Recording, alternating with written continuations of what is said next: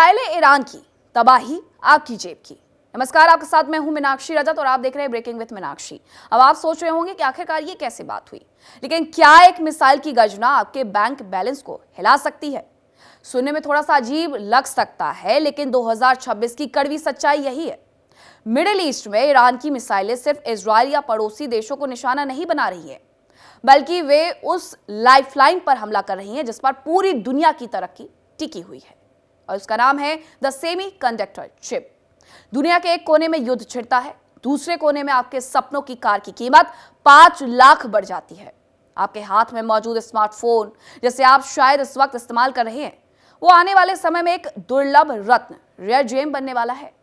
आज की इस स्पेशल रिपोर्ट में मैं आपको समझाऊंगी कि कैसे ईरान इजराइल युद्ध ने दुनिया के सबसे बड़े चिप मेकर साउथ कोरिया की नींद उड़ा दी है, और क्यों 2026 में 6 लाख कारें सड़कों पर नहीं, सिर्फ कागजों पर रह जाएगी।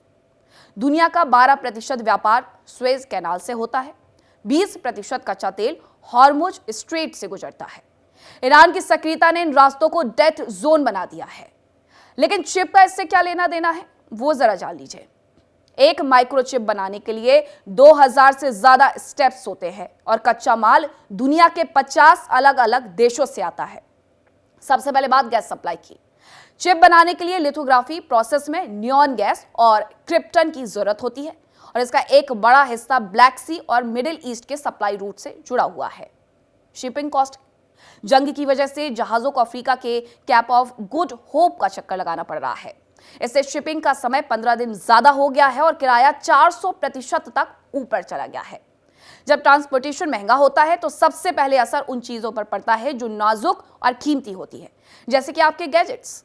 साउथ कोरिया की बेबसी और ये 66% का गणित क्या है, वो मैं आपको समझा देती हूं। उस देश की अब हम बात करते हैं जहां पर सबसे ज्यादा पैनिक सिचुएशन देखी जा रही है।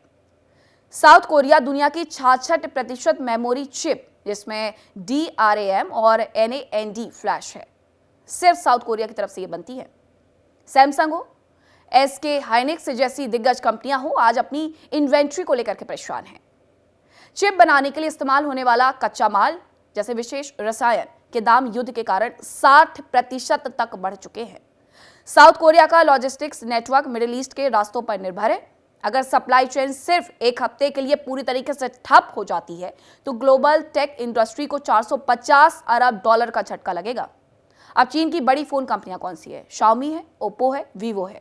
इन्होंने बंद कमरों में मीटिंगें शुरू कर दी हैं, और खबर यह है कि 2026 के मिड सेगमेंट फोन्स की कीमत में $100 का सीधा इजाफा देखा जा सकता है, यानी 8,000 रुपए का इजाफा हो सकता है। ऑटोमोबाइल क्रैश हो जाएगा, 6 लाख कारों का जो कत्ल है वो हो जाएगा। क्यों? क्योंकि सबसे डरावना मंजर ऑटोमोबाइल सेक्टर में है। आज की कार लोहे का डिब्बा नहीं, बल्कि पहियों वाला कंप्यूटर हो गया है। एक साधारण पेट्रोल कार में 1000 चिप्स और एक इलेक्ट्रॉनिक कार में 3000 से ज्यादा चिप्स लगती हैं। मिडिल ईस्ट की जंग ने सेक्टर पर ट्रिपल अटैक किया है। पहला अटैक जो है उसका वो ये है कि प्रीमियम की कमी आ गई है, हाई एंड चिप्स की सप्लाई रुक गई है, उत्पादन में कटौती हो गई है। टोयोटा, फॉक्सवैगन और जनरल मोटर्स जैसी कंपनियां अपनी शिफ्ट्स कम कर रही हैं। आंकड़े ये कहते हैं कि ऑटोमोटिव एनालिटिक्स की माने तो 2026 में 6 लाख कारें कम बनने वाली हैं। अब इसका मतलब समझिएगा, अगर सप्लाई कम होगी और डिमांड वही रहेगी तो ब्लैक मार्केटिंग और प्रीमियम प्राइसिंग शुरू हो जाएगी। 2026 में एक मिड साइज SUV खरीदना आपकी जेब में एक बड़ा छेद कर देगा। मिडिल क्लास का कार का सपना अब शायद लोन की किश्तों के बोझ तले दब जाएगा। तो क्या इसका कोई समाधान है? यह संकट भारत जैसे देशों के लिए एक बड़ी चेतावनी भी है और अवसर भी है। भारत ने अपना सेमीकंडक्टर इंडिया, जैसे सेमिकॉन इंडिया मिशन शुरू किया है, लेकिन उसे फलने फूलने में वक्त लगेगा। तब तक हमें इस ग्लोबल इन्फ्लेशन का सामना करना होगा। ईरान की मिसाइल्स शायद सरहद पार ना गिरे, लेकिन उनकी गूंज आपके मोबाइल के बिल और कार की कोटेशन में जरूर सुनाई देगी। आप इस बारे में क्या सोचते हैं? क्या आपको लगता है कि युद्ध की वजह से तकनीक को इतनी बड़ी कीमत चुकानी चाहिए? क्या आप 2026 में अपनी खरीदारी टालने वाले हैं?